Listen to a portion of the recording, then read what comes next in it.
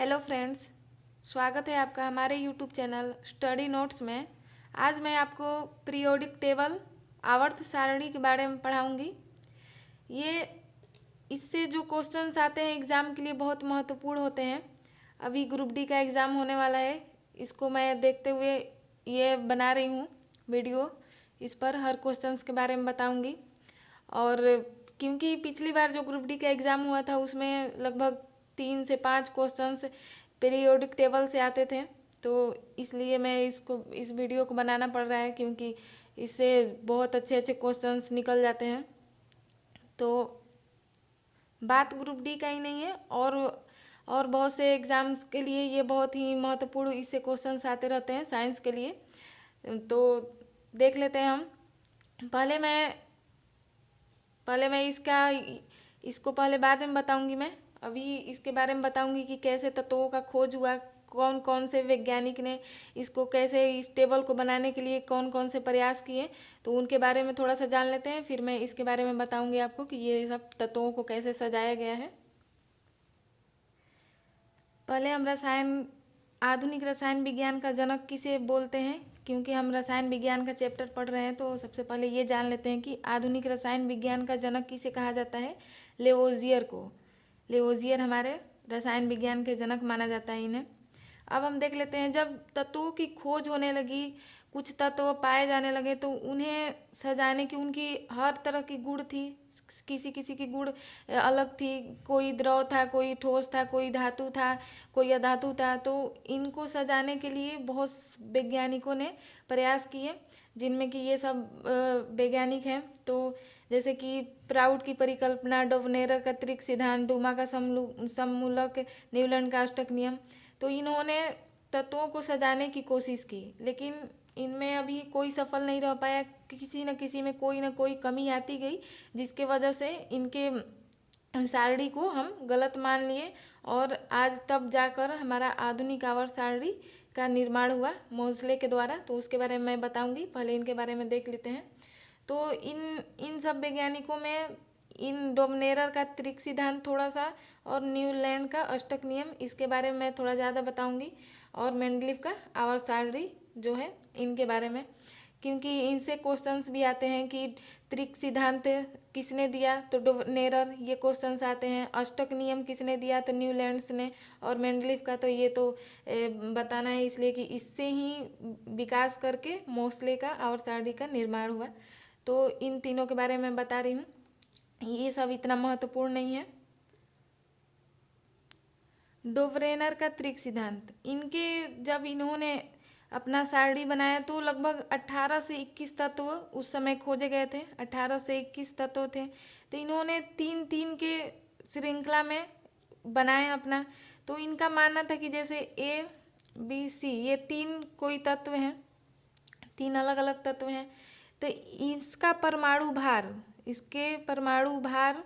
और इसके परमाणु भार दोनों का मास, जब द्रव्यमान हम जोड़ें, परमाणु द्रव्यमान जोड़ने पर, जैसे कि A+C/2 बराबर B। इनका मानना था कि जब हम पहले तत्व का और तीसरे तत्व का, इन्होंने 3-3 के श्रेणी में सजाए तत्वों को, 3-3 करके ऐसे। तो इनका मानना था कि ये पहला जो है, पहले का और तीसरे का दोनों का हम द्रव्यमान जोड़ के उसमें 2 से भाग करेंगे, तो दूसरे का जो है द्रव्यमान निकलेगा। इनका ये मानना था। 1-2 श्रृंखला में ये हुआ भी कि हाँ ये सही है, लेकिन कुछ श्रृंखलाओं में ये ज़्यादा मतलब कि 2, जैसे कि बी का जो भार आया और ए और सी में 2 से भाग देने पे बहुत अंतर आने लगा, जिसकी वजह से इसको हम गलत साबित कर दिए। ये उतना नहीं चल पाया। फिर आया न्यूलैंड्स का अष्टक नियम, उसको हम देख लेते हैं। इनका यही मानना था कि ए और सी को द्रव्यमान को जोड़कर, पहले और तीसरे तत्व के द्रव्यमान को जोड़कर उसमें 2 से भाग करने पर दूसरे तत्व का द्रव्यमान आएगा। 1-2 श्रृंखलाओं में आया, लेकिन और जो श्रृंखलाएं थे उसमें बहुत अंतर आने लगा, जिसके वजह से इसे हम गलत साबित कर दिए। तो बस इसमें यही याद रखना है कि क्वेश्चंस में कभी पूछते हैं कि आवर्त सारणी का जो त्रिक सिद्धांत था किसने दिया था, तो डोवरेनर, इनके वैज्ञानिक का नाम याद रखना है। और इनके जो वर्गीकरण, तत्वों का वर्गीकरण का जो सिद्धांत था किस पे लागू था, तो हम द्रव्यमान, इनका जो परमाणु द्रव्यमान पे लागू था, ये भी याद रखेंगे। परमाणु द्रव्यमान पर ये बनाए थे, द्रव्यमान को लेकर इन्होंने बनाए थे। अब न्यूलैंड्स का अष्टक नियम हम देख लेते हैं। इनका मानना था कि जो इनके समय में लगभग 56 तत्वों की खोज हो गई थी, तो इन्होंने 8 का तो वर्ग बनाया और 7 का आवर्त बनाया और 56 तत्वों को इसमें सजा दिए, तो 8 7 56 हो गया। तो इनका कहना था कि जो इतने ही तत्व आगे भी भविष्य में इतने ही तत्व रहेंगे, इसलिए कि इन्होंने कहीं भी जगह नहीं छोड़े और तत्वों को जो खोज होगी तो रखा जाएगा, जबकि आज 118 तत्वों की खोज हो गई थी। तो सबसे पहला इनका दोष, तो इन्होंने सारे तत्वों को एक साथ ही सजा दिया और इनका मानना था कि बस 56 ही तत्व रहेंगे। तो इनका सबसे दोष ये था सबसे बड़ा। और इनका मानना था कि जो पहला तत्व है, जो पहला तत्व है और 8वां तत्व है, इन दोनों का जो गुण है, इन दोनों का गुण मिलता रहेगा। इनके बीच में जो छः जो तत्व हैं, इनके बीच में 6 तत्वों को मतलब छोड़ के पहला और 8वां, हर पहला और 8वां जो तत्व होगा एक दूसरे का गुण होगा। लेकिन ये सब पे लागू नहीं हो पाया, क्योंकि पहला तत्व कुछ और निकला, धातु है, कुछ 8वां तत्व धातु हो गया, दूसरा तो यहाँ का जो पहला है लगभग 6 तत्वों को छोड़ के वो हर 8वें पर दोहराता था अपना गुण। उनका मानना था कि हर पहला तत्व 8वें तत्व पे दोहराएगा, दूसरा तत्व है जो 9वें तत्व के बराबर होगा, तीसरा जो है 10वें तत्व के। तो ऐसे उन्होंने सजाए थे, जो कि इनमें बहुत से दोष पाए गए। तो इनके भी जो आवर्त सारणी चाहे तत्वों का वर्गीकरण का जो नियम था, इसको हम मान्यता नहीं मिल पाया। तो हमें बस इतना याद रखना है कि न्यूलैंड का जो अष्टक नियम किसने दिया, अष्टक नियम किसने दिया, तो न्यूलैंड्स ने। इन्होंने भी अपना जो द्रव्यमान पे ही सजाए थे और इन्होंने गुण पे सजाए थे कि हाँ पहला जो तत्व है और 8वां, हर एक 8वां तत्व उससे मिलता जुलता इसका गुण रहेगा, जो कि ऐसा नहीं हो पाया, तो इनको मान्यता नहीं मिल पाई। अब देख लेते हैं हम मेंडलीव का आवर्त सारणी। जब इन लोगों के तत्वों का वर्गीकरण जो किए थे, इनका मान्यता नहीं मिल पाया, तो फिर 19वीं शताब्दी के मध्य में लगभग मेंडलीव नाम के एक वैज्ञानिक ने, इन्होंने उस समय लगभग 63 तत्वों का खोज हो गया था। तो इन्होंने 9 वर्ग और 7 आवर्त में अपने तत्वों को सजाए, जिनमें इनमें ये था कि इन्होंने जो उस समय अक्रिय गैस की खोज नहीं हो पाई थी। जो अक्रिय गैस हैं अभी हमारे आधुनिक आवर्त सारणी के 18वें वर्ग में सजाए गए हैं, तो इन्होंने उनके लिए जगह छोड़ दिए थे। इनका कहना था कि भविष्य में और भी तत्वों का जो खोज होगा उसको हम सजाएंगे, उसके लिए इन्होंने अपने जो सारणी था उसमें उसके लिए जगह छोड़ रखे थे। इनका ये गुण माना जाता है। तो लगभग इनका जो आवर्त सारणी था हद तक आज का जो आवर्त सारणी है उसका ये न्यू मान लेते हैं हम। इन्हें ही मतलब न्यू इसे ही माना जाता है। इसके ही विकास से वो मोज़ले का जो आवर्त सारणी है, आधुनिक आवर्त सारणी, उस पर ही बना है। लेकिन बस ये फ़र्क है कि इन्होंने परमाणु द्रव्यमान पर अपना आवर्त सारणी बनाए थे, परमाणु द्रव्यमान, और जो आधुनिक आवर्त सारणी है वो परमाणु संख्या पर है। बस ये अंतर है कि परमाणु संख्या, इन्होंने जो मोज़ले हैं इन्होंने परमाणु संख्या पे अपने तत्वों को सजाए, और इनका मानना था कि परमाणु द्रव्यमान के हिसाब से इन्होंने सजाए थे अपने तत्वों को बढ़ते क्रम में। मेंडलीव का मानना था कि तत्वों का भौतिक तथा रासायनिक गुण उनके परमाणु भार के आवर्त फलन होते हैं, यानी कि अपने ये तत्वों को परमाणु भार के आधार पे सजाए थे। लेकिन हद तक तो इनका जो सारणी था सही रहा, लेकिन कोई कोई दोष निकलने की वजह से इनकी भी मान्यता को रद्द कर दिया गया। जैसे कि इनके सारणी में हाइड्रोजन का जो स्थान था वो नियत नहीं था कि हाँ कहाँ रखना है, इसका जो कोई भी स्थान मतलब नियत नहीं किया गया था। और दूसरा जो है समान गुण वाले तत्वों को अलग अलग वर्गों में ये सजा दिए थे। कोई कोई ऐसा जो तत्व था जैसे समान गुण थे उसमें, लेकिन वो अलग अलग वर्ग में सजाए गए थे। और जब ये परमाणु भार के हिसाब से सजा रहे थे तो आयोडीन का जो परमाणु भार 126.92 होता है और टेलुरम का 127.61 होता है। तो टेलुरम को पहले सजाए थे आयोडीन से, ये जो ज़्यादा भार वाला है उसे पहले सजा के और इसे बाद में। तो ऐसे सब दोष निकलते गए। जैसे कि 8वें वर्ग में तीन तीन वर्ग तत्वों को ये एक साथ रख दिए थे, जिससे कि वो भी दोष एक निकला कि आप एक ही वर्ग में कैसे तीन तीन तत्वों को रख दिए हैं। और ये दुर्लभ मृदा तत्व थे उनको ये 3A में रखा था, एक और वर्ग जो 3A बना दिए इन्होंने। तो और इनके जो तत्व थे उसमें पता नहीं चलता था कौन सा धातु है और कौन सा अधातु है, उनके लिए धातु और अधातुओं के लिए कोई विभाजन रेखा नहीं था। तो इसकी वजह से इनके जो आवर्त सारणी को मान्यता नहीं दी गई। तो लेकिन हम मेंडलीफ को आवर्त सारणी का जो एक तरह से जनक हम मानते हैं, मेंडलीफ की ही जो आवर्त सारणी की नींव है इन्हें ही हम मानते हैं। तो इससे भी बहुत से क्वेश्चंस आते हैं। तो अभी मैं क्वेश्चंस भी कराऊंगी आपको, अभी मैं बता रही हूँ पहले, और फिर आपको वन लाइनर क्वेश्चंस अगले वीडियो में, जैसे कि ये अगर लॉन्ग हो जाएगा ज़्यादा वीडियो तो मैं आपको एक और वीडियो बनाऊंगी जिसमें कि सिर्फ क्वेश्चंस होंगे और वन लाइनर, जो कि परीक्षा के लिए बहुत ही उपयोगी होंगे। तो वो भी आप हमारा वीडियो देखिएगा। अभी मैं आपको ऐसे समझा रही हूँ। अब आता है हमारा आधुनिक आवर्त सारणी। इसकी जो बनाए हैं इन्होंने मोजले नामक वैज्ञानिक 1913 में, ये हम याद रखेंगे। इनके जो तत्व सजाए गए हैं परमाणु संख्या पर, इसको हम याद रखेंगे। परमाणु संख्या के आधार पर इनके तत्व सजाए गए हैं। इनके आवर्त सारणी में 18 वर्ग हैं और 7 आवर्त हैं। इस आवर्त सारणी के बनने पर जो मेंडलीफ के आवर्त सारणी में जो दोष थे उनको दूर किया गया। हर तत्व को एक सटीक स्थान दिया गया कि हाँ कौन सा तत्व कहाँ पे रखा जाएगा, और उसका एक हर एक वर्ग में हर एक तत्व के जो गुण थे उनके गुणों के आधार पर भी दर्शाया गया। और जो धातु को एक जगह, धातु को एक जगह, उपधातु को एक जगह, अक्रिय गैसों को एक जगह, हर चीज़ का एक वर्ग है, उसको मैं अभी बताऊंगी। अभी तक 118 तत्वों की खोज हो गई है, जिसमें कि धातुओं की संख्या 91 है, अधातु 20 हैं और उपधातु 7 हैं। तो इनके बारे में अभी मैं वो दिखा रही हूँ।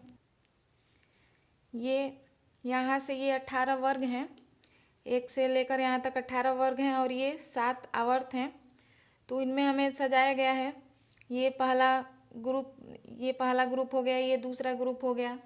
तो इधर अक्रिय गैसों को सजाया गया है 18वें ग्रुप में। ये सब इन्होंने जो हर तत्व को अपना सही से उसका स्थान दिया। जैसे कि यहाँ पे ये उपधातु, जो 7 उपधातुओं को मैं बताई हूँ ये उपधातु हैं। तो ये यहाँ से ये जो है इधर के सारे धातु हैं, इनका जो इसे जिग जैग लाइन भी बोलते हैं हम। ये लाइन जो है टेढ़ी मेढ़ी रेखा जो है ये अलग अधातुओं को अलग करती है और इधर धातु को अलग करती है ये लाइन, इसे हम जिग जैग लाइन भी बोलते हैं। तो ये इधर के सारे धातु हैं और इधर के अधातु, और ये जो है उपधातुएं हैं। तो इनको सजाया गया। ये लैथेनाइट्स ग्रुप जो है और एक्टिनाइट्स ग्रुप, लैथेनाइट्स ग्रुप को यहाँ पर सजाया गया है इसलिए कि यहाँ पे जो तत्व हैं इनमें इस 14 तत्व ऐसे पाए गए जो एक ही तत्व जो लैथेनियम जो तत्व है इसी के गुण के 14 तत्व पाए गए। तो इनको यहाँ पर 14 तत्व अगर हम सजा दें तो बहुत लंबा हो जाएगा आवर्त सारणी, तो इसको यहाँ से उठाकर और इन्होंने यहाँ पर सजाया। और एक्टिनाइट्स ग्रुप के जो तत्व थे उनको भी यहाँ पर सजाया। तो इन दो जो वर्ग है इनको हम एस ब्लॉक बोलते हैं, एस ब्लॉक में रखते हैं। और यहाँ से लेकर जो ये सब धातुएं हैं जो इनको डी ब्लॉक में रखते हैं और इसे पी ब्लॉक में रखते हैं। ये 13 से 18 तक के पी ब्लॉक में रखते हैं, 13 से 18 तक के जो वर्ग हैं इसको हम पी ब्लॉक में रखते हैं। 1 और 2 के जो वर्ग हैं इसे हम एस ब्लॉक में रखते हैं। और 3 से 12 तक के जो वर्ग हैं इसे हम डी ब्लॉक, संक्रमण धातु भी इसे बोला जाता है। और ये जो दोनों तत्व हैं लैथेनाइड्स और एक्टिनाइड्स, इसको हम एफ ब्लॉक में रखते हैं। इस ब्लॉक को भी याद करना है। ये ब्लॉक होते हैं एस, पी, डी, एफ। तो क्वेश्चंस आ जाते हैं कभी कभी कि जैसे हाइड्रोजन किस ब्लॉक में रखा गया है, तो हमें याद रहेगा कि एस ब्लॉक में रखा है, तभी तो हम उसका आंसर दे पाएंगे। जैसे पूछ देगा अक्रिय गैसों को किस ब्लॉक में रखा गया है, तो पी ब्लॉक में हम बताएंगे। तो ये बहुत याद करना जरूरी है कि किन 4 भागों में जो बांटा गया है तत्वों को, जो 4 ब्लॉक में रखा गया है, वो कौन कौन से किधर किधर रखा गया है, इसको हम चारों को याद रखेंगे। एक आता है हमारा ये नंबर 2, 8, 8, 18, 18, 32। ये नंबर हर तरह से लागू होता है। इससे हम तत्वों की संख्या को गिन भी सकते हैं। जैसे कि 2 है पहले, तो पहले आवर्त में कितने तत्व हैं, जैसे कि हाइड्रोजन यहाँ पर हो गया और हीलियम, तो 2 तत्व हुए पहले आवर्त में, 2 तत्व हुए।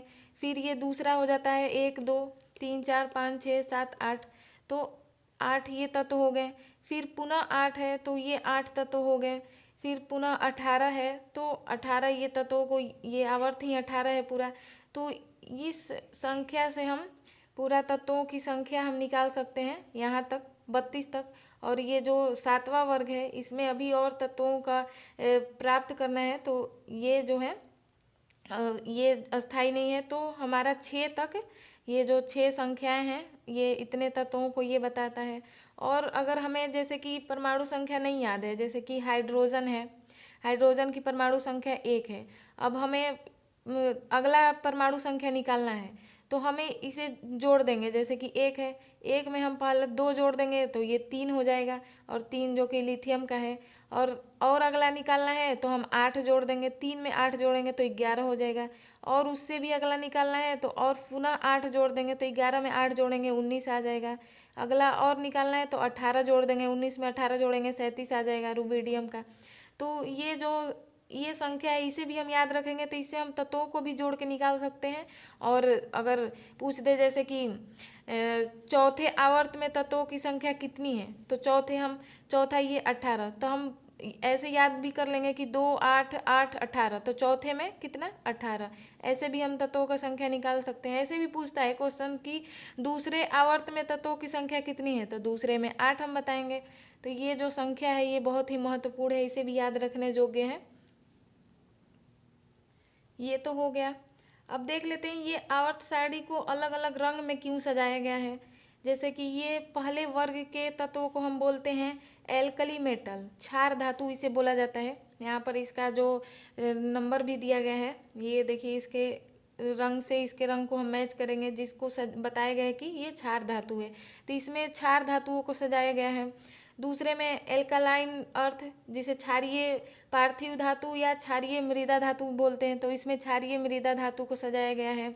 ये पूरा जो है ये जैसे कि ये नोबल गैस हम बोलते हैं, 18 अक्रिय गैस भी बोलते हैं, नोबल गैस भी बोलते हैं, जीरो भी बोलते हैं हम इसे। तो इसको अलग रंग से सजाया गया है। ये किसी अक्रिय गैस है, ये किसी से भी क्रिया नहीं करती है, ये पूर्ण रूप से अपने इलेक्ट्रॉन को पूर्ण, इसका जो चक्र है पूरी रूप से भरा पड़ा है, तो ये किसी से क्रिया नहीं करते हैं।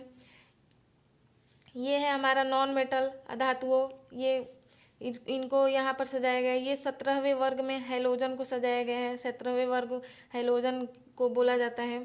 ये हमारी संक्रमण धातु है, ये जितने भी ब्लू वाले हैं ये मूल धातुएं हैं हमारी, इनको यहाँ पर बताया गया है, इसे भी हम याद करेंगे। और ये लैथेनाइड्स, एक्टिनाइड्स, ये रेयर अर्थ है, जो ये बहुत कम ही मात्रा में ये सब जो तत्व हैं पाए जाते हैं, तो इनको रेयर अर्थ के नाम से भी जाना जाता है। अभी तो इतना ही रहने देते हैं, हम अगली वीडियो में आपको इससे रिलेटेड हर क्वेश्चंस को बताएंगे, वन लाइनर भी बताएंगे, और इससे भी समझाएंगे। जैसे कि क्वेश्चन पूछता है कि वर्ग में ऊपर से नीचे आने पर उसका परमाणु संख्या या परमाणु जो आकार है वो बढ़ता है कि घटता है, या बाएं से दाएं जाने पर परमाणु आकार बढ़ता है कि घटता है, या इलेक्ट्रॉनिक बंधुता, ये सब बहुत से क्वेश्चंस हैं इससे संबंधित, उन सब के बारे में मैं आपको बताऊंगी। और कौन सा द्रव अवस्था में पाया जाता है, कौन सा गैस, जैसे कि ये है एक जो ब्रोमीन है ये अधातु है जो कि द्रव अवस्था में पाई जाती है। एक जो पारा है ये धातु है जो कि द्रव अवस्था में पाए जाते हैं। ऐसे रिलेटेड बहुत से क्वेश्चन हैं जिसको मैं आपको बताऊंगी ये वीडियो लंबा होने की वजह से। तो अभी तक आप इतना ही जानिए, और कम से कम आप 30 तत्वों को याद रखिए। 30 तत्वों के परमाणु संख्या को, कितना परमाणु होता है, जैसे कि 1 2 3 4, ये सब हमें याद रखना है। इसके बारे में भी मैं बताऊंगी, ट्रिक भी बता दूंगी, या कैसे याद करना है ये बताऊंगी। तो अभी तक इतना ही जानिए आप। और इससे रिलेटेड हमें 3-4 वीडियो मैं लगभग बनाऊंगी, इसलिए कि इससे बहुत ही महत्वपूर्ण क्वेश्चंस अभी एग्ज़ाम से में आने वाले हैं, ग्रुप डी के। और रेलवे जो आर वो NTPC भी है, शायद उसमें भी आ सके। तो मैं 3-4 वीडियो में बताऊंगी आपको, ज़्यादा लंबा होने की वजह से। तो मिलते हैं हम अगली वीडियो में, तब तक के लिए जय हिंद।